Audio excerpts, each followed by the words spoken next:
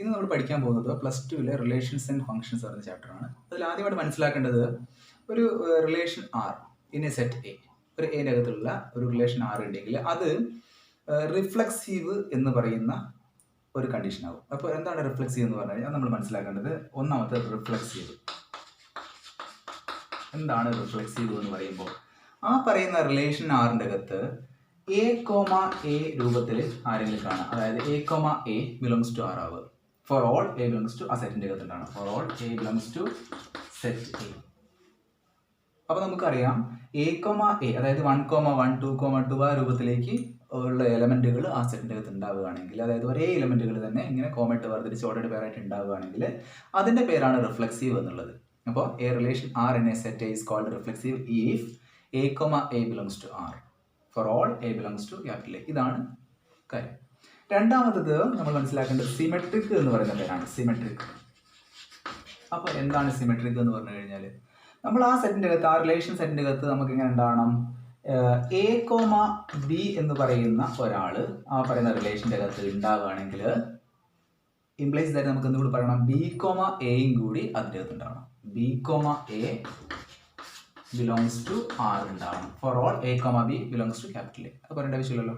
Okay, അപ്പോൾ എന്താ ഉണ്ടാവേണ്ടത്, നമുക്ക് A comma B belongs to R ആവുകയാണെങ്കിൽ ബി കോമ എയും ആറിൻ്റെ അകത്ത് ഉണ്ടാവണം. അതായത് 1,2 എന്ന് പറയുന്ന സാധനം റിലേഷൻ്റെ അകത്ത് ഉണ്ടെങ്കിൽ 2,1 അതിൻ്റെ അകത്ത് ഉണ്ടാവണം എന്നുള്ളതാണ് കണ്ടീഷൻ. അങ്ങനെയാണെങ്കിൽ നമ്മൾ അതിനെന്ത് വിളിക്കും, സിമെട്രിക് എന്ന് വിളിക്കും.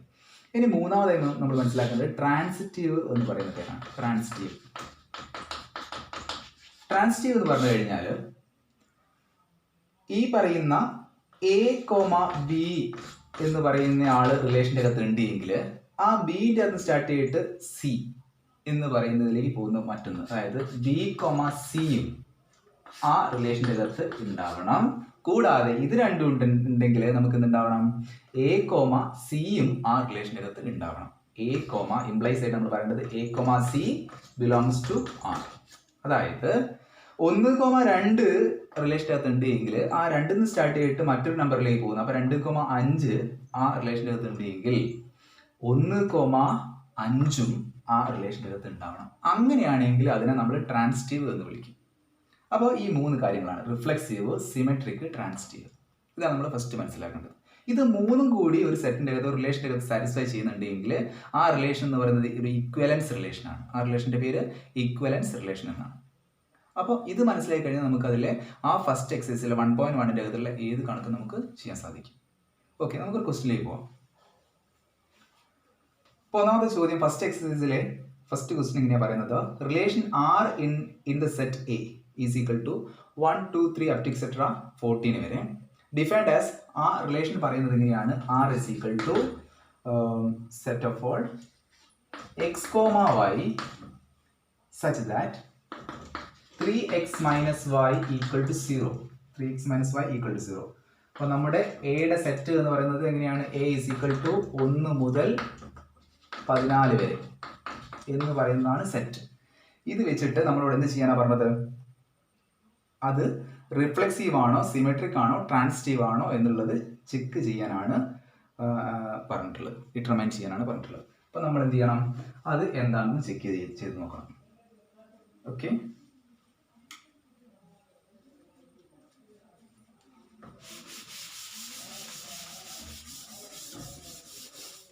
അപ്പോൾ ആദ്യമായിട്ട് സെറ്റ് നമുക്ക് 1 to 14 അറിയാം, റിലേഷൻ എന്താന്ന് പറയാം. അപ്പോൾ ഈ റിലേഷൻ്റെ സെറ്റിനുള്ള സെറ്റ് ബിൽഡർ ഫോമാണ് തന്നത്. നമ്മൾ അതിൻ്റെ റിലേഷൻ സെറ്റ് ഉണ്ടാക്കണം. അപ്പോൾ ആൻസർ എന്ന് പറഞ്ഞിട്ട് നമ്മൾ എന്ത് എഴുതണം, ആദ്യമായിട്ട് ആ റിലേഷൻ സെറ്റ് കണ്ടുപിടിക്കണം. അപ്പോൾ അവിടെ എന്താണ് പറഞ്ഞത്, 3x minus y equal to 0 ആണെങ്കിൽ ഇതിൻ്റെ അകത്ത് 3x മാത്രം അവിടെ വെക്കുമ്പോൾ -y അങ്ങോട്ട് പോകും. അപ്പോൾ എന്തുണ്ടാവും, that is equal to y എന്ന് കിട്ടും. അതായത് y ഈക്വൽ ടു 3x എന്ന് നമുക്ക് പറയാൻ സാധിക്കും അല്ലേ. y is equal to 3x. അപ്പോൾ എക്സിന് 1 കൊടുത്താൽ y എന്താണ് നമുക്ക് കിട്ടും.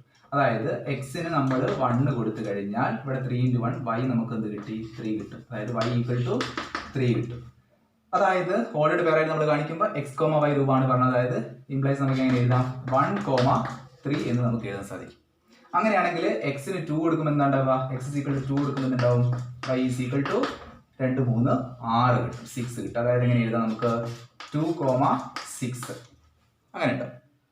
അപ്പോൾ ഇത് ഫസ്റ്റ് എലമെന്റ് ആണ്, സെക്കൻഡ് എലമെന്റ്, അങ്ങനെ നമുക്ക് അടുത്ത എലമെന്റ് കിട്ടും. ഏതാണ്ടാ എക്സിന് 3 കൊടുക്കുന്ന സമയത്ത് x = 3 കൊടുക്കുന്ന സമയത്ത് y = കിട്ടും 3 × 3 9 എന്ന് കിട്ടും. അതായത് ഇംപ്ലൈസ് നമുക്ക് പറയാൻ സാധിക്കും 3,9 ആണ് അടുത്ത എലമെന്റ്. അടുത്ത് നമുക്ക് എന്ത് പറയാം, എക്സിന് 4 കൊടുക്കുന്ന സമയത്ത് y = 12 കിട്ടും. അതായത് 4,12 ആണ് നമ്മുടെ എലമെന്റ്. അപ്പോൾ 1 2 3 4 കിട്ടി. ഇനി എക്സിന് 5 കൊടുത്താലോ, 5 3 15 ആയി പോകും. 15 എന്ന് പറയുന്ന നമ്പർ നമ്മൾ പറയുന്ന എ എന്ന് പറയുന്ന സെറ്റിൻ്റെ അകത്ത് ഇല്ല. അപ്പോൾ അതുകൊണ്ട് അത് എടുക്കേണ്ട ആവശ്യമില്ല. ഓക്കെ, അപ്പോൾ നമ്മൾ ഇവിടെ വരെ മതി. ഈ പറയുന്ന കാര്യങ്ങൾ ഇതൊന്നും നമുക്കൊന്ന് ഓർഡറായിട്ട് എഴുതി കഴിഞ്ഞാൽ റിലേഷൻ R = എങ്ങനെ ഉണ്ടാവും, 1 3 സെറ്റിൻ്റെ ഇങ്ങനെ ബ്രാക്കറ്റ് ഇട്ടിട്ട് 1,3 അല്ലേ, കേളി ബ്രാക്കറ്റ് ഇട്ട് സ്റ്റാർട്ട് ചെയ്യാം. 1,3 അടുത്തത് 2,6 അടുത്തത് ഇത് കോമയിട്ട് വേർതിരിച്ച് എഴുതണം. അടുത്തത് 3,9 അടുത്തത് 4,12 അത് നമ്മൾ ക്ലോസ് ചെയ്ത്. ഇതാണ് റിലേഷൻ്റെ സെറ്റ്. ബാക്കിയുള്ളതൊക്കെ നമുക്ക് വായിക്കാം. ഓക്കെ, കാര്യങ്ങളൊന്നും വേണ്ട, ഇത് നമ്മൾ മനസ്സിലാക്കിയ ശേഷം ഈ റിലേഷൻ സെറ്റ് എഴുതിയാൽ മതി. ഓക്കെ, അതിനുശേഷം ഇനി ഇതിൻ്റെ അകത്ത് നമുക്ക് അതിൻ്റെ റോസ്റ്റർ ഫോം കിട്ടിക്കഴിഞ്ഞാൽ, അപ്പോൾ ഇതിൻ്റെ അകത്ത് നമ്മൾ റിഫ്ലെക്സീവ് ആണോ, സിമെട്രിക് ആണോ, ട്രാൻസിറ്റീവ് ആണോ എന്നുള്ളതാണ് ചോദ്യം. അപ്പോൾ നമുക്കിത് റിഫ്ലെക്സീവ് ആണോ നോക്കുന്ന സമയത്ത് ഇവിടെ എന്താണ്, ഒരേ എലമെന്റ് റിപ്പീറ്റ് ചെയ്യുന്നുണ്ടോ, 1,1 2,2 3,3 അങ്ങനെ ഒന്നും ഇതിൽ കാണുന്നില്ല. അപ്പോൾ ഇതിൽ എന്താണ്, അങ്ങനെ ഒരു കാര്യമേ ഇല്ല. അപ്പോൾ നമുക്ക് എന്ത് പറയാം, റിഫ്ലെക്സീവ് അല്ല. അതായത് A, A does not belongs to R. നമുക്ക് ജനറലൈസ് ചെയ്തിട്ട് പറയാം. അല്ലെങ്കിൽ 1,3 എന്ന് പറഞ്ഞ സാധനം എടുത്ത് നമുക്കത് പറയാൻ ഒരു സുഖം ഉണ്ടാവില്ല. അപ്പോൾ എന്തായാലും A, A does not belongs to R, therefore it is not എന്താണ്, it is not റിഫ്ലെക്സീവ് എന്ന് നമുക്ക് പറയാം. It is not reflexive.